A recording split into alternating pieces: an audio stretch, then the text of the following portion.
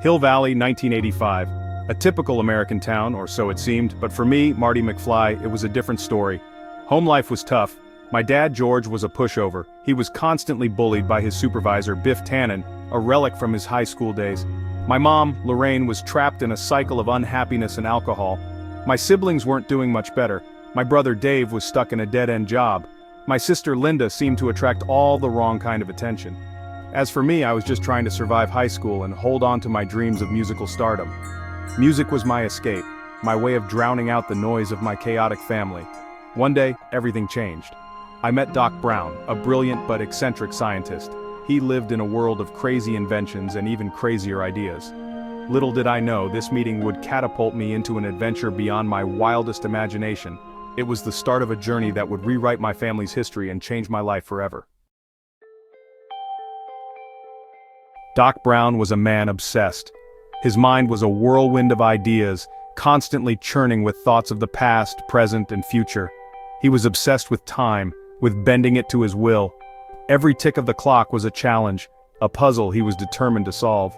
When he wasn't tinkering in his lab, surrounded by wires and gadgets, he was lost in thought, scribbling equations and theories on any surface he could find. He was talking a mile a minute about his latest breakthrough. His excitement was infectious, and you couldn't help but get caught up in his enthusiasm. It was during one of these late-night visits to his workshop that he introduced me to his masterpiece, a time machine, the culmination of years of research and countless sleepless nights.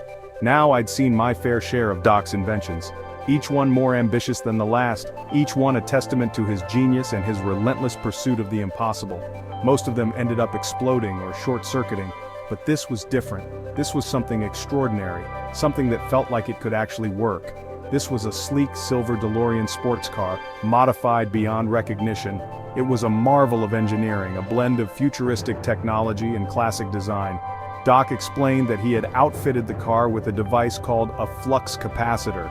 This was the heart of the time machine, the key to unlocking the mysteries of time travel. This device, he claimed, could generate the 1.21 gigawatts of electricity needed to travel through time. It was a staggering amount of power, something that seemed almost impossible to achieve. I have to admit, I was skeptical. Time travel? It sounded like the plot of one of my comic books, a fantastical idea that belonged in the realm of fiction. It sounded like the plot of one of my comic books. Stories of heroes and villains, of adventures across time and space. But this was real, or at least Doc believed it was. But Doc, he had this way of making you believe anything was possible. His passion was contagious, his conviction unwavering. When he spoke, you couldn't help but believe in his vision. He was so passionate, so convinced, that some of his enthusiasm rubbed off on me. I found myself nodding along, caught up in the excitement of his dream. That night, standing in his garage, staring at the glowing flux capacitor, I felt a surge of excitement. It was as if the air was charged with possibility, with the promise of adventure. I felt a surge of excitement, the kind of excitement that makes your heart race, that fills you with a sense of wonder and anticipation. I had a feeling this was the start of something big, something life-changing, a journey that would take us beyond the boundaries of time, into the unknown. As we shook hands, I knew we were about to embark on an incredible adventure, one that would test our limits, challenge our beliefs, and change our lives forever. We climbed into the DeLorean, ready to take the leap into the unknown. The future was waiting, and we were ready to meet it head-on.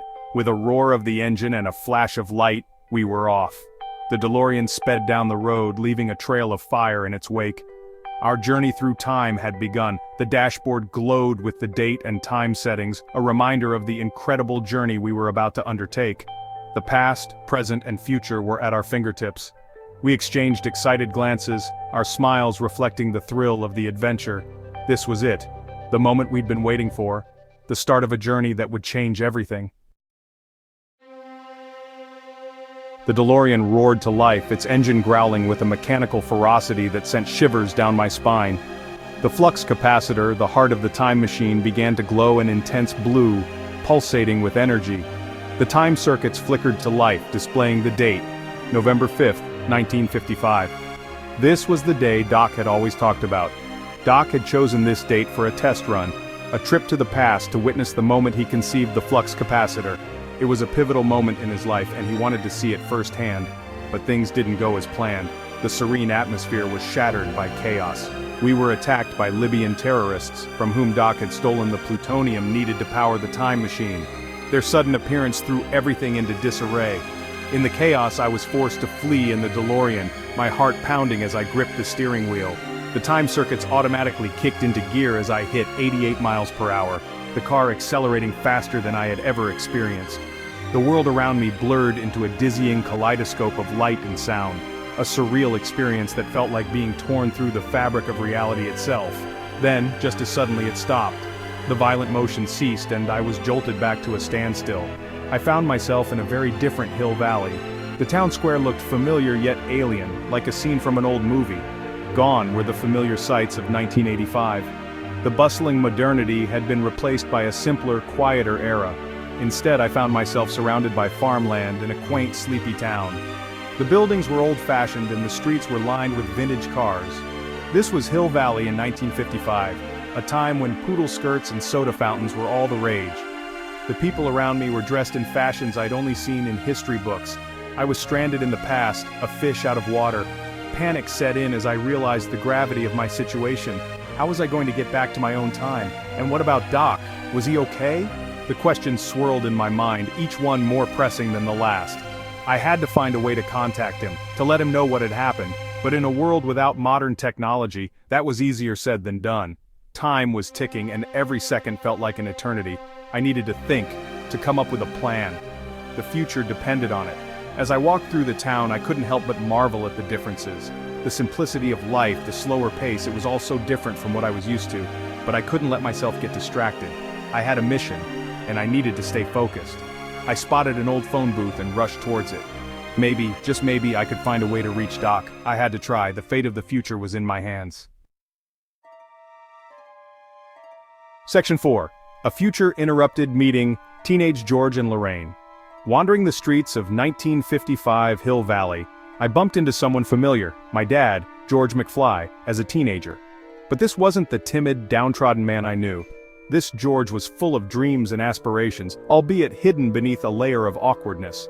Then I met my mom, Lorraine, a bubbly and popular girl who to my horror seemed smitten with Biff Tannen? Seeing my parents as teenagers was a real eye-opener. It was like looking into a distorted mirror, seeing echoes of myself and my family in their mannerisms and personalities.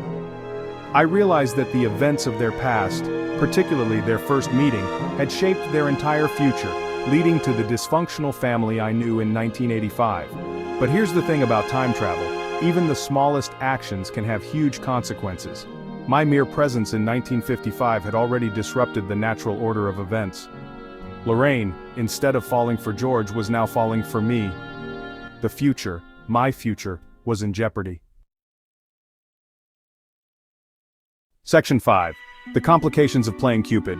I had to fix this mess, and fast. The stakes were higher than I could have ever imagined. My very existence depended on it. I had to make sure my parents fell in love just like they were supposed to. If they didn't, I would cease to exist. It was a daunting task, one that required precision and a bit of luck. Easier said than done, right? Navigating the complexities of teenage love is hard enough without the added pressure of time travel and existential threats. Trying to play Cupid to your own parents was more complicated than I could have ever imagined. Every move I made seemed to backfire, and the more I tried to fix things, the more tangled the situation became. George, bless his heart, was clueless when it came to women. He was a sweet guy, but he had no idea how to talk to Lorraine. He was too shy, too awkward, and completely oblivious to her feelings. He was too busy writing science fiction stories to notice Lorraine's advances. His head was always in the clouds, dreaming of far-off worlds and futuristic adventures. And Lorraine, well, she just thought I was cute in a strange, futuristic kind of way. She had no idea who I really was, or why I was so desperate to get her and George together. Every time I tried to push them together, something would go wrong. It was like the universe was conspiring against me, throwing obstacle after obstacle in my path. Biff would show up, or George would chicken out, or I would accidentally say something that made Lorraine question my sanity. Understandable, considering the circumstances. It was a comedy of errors, but the consequences were no laughing matter. It was like trying to herd cats. Only these cats held the key to my very existence. The frustration was overwhelming and the pressure was immense. The weight of the situation was immense. I felt like I was carrying the world on my shoulders, and every misstep brought me closer to the brink of disaster. I started having nightmares about fading from existence, my family forgetting I ever existed. The fear was paralyzing, and it haunted me day and night. I missed my own time, my family, even if they were far from perfect. I longed for the familiarity of my own world, the comfort of my own bed, the sound of my own music. I missed my guitar, my skateboard, my life. The things that defined me, that made me who I was, seemed so far away, almost like a distant memory, but I couldn't give up. I had to keep going no matter how hard it got. The stakes were too high and failure was not an option. I had to succeed for my sake and theirs. My future, their future, everything depended on it. And so, with determination in my heart and a plan in my mind, I set out to make things right.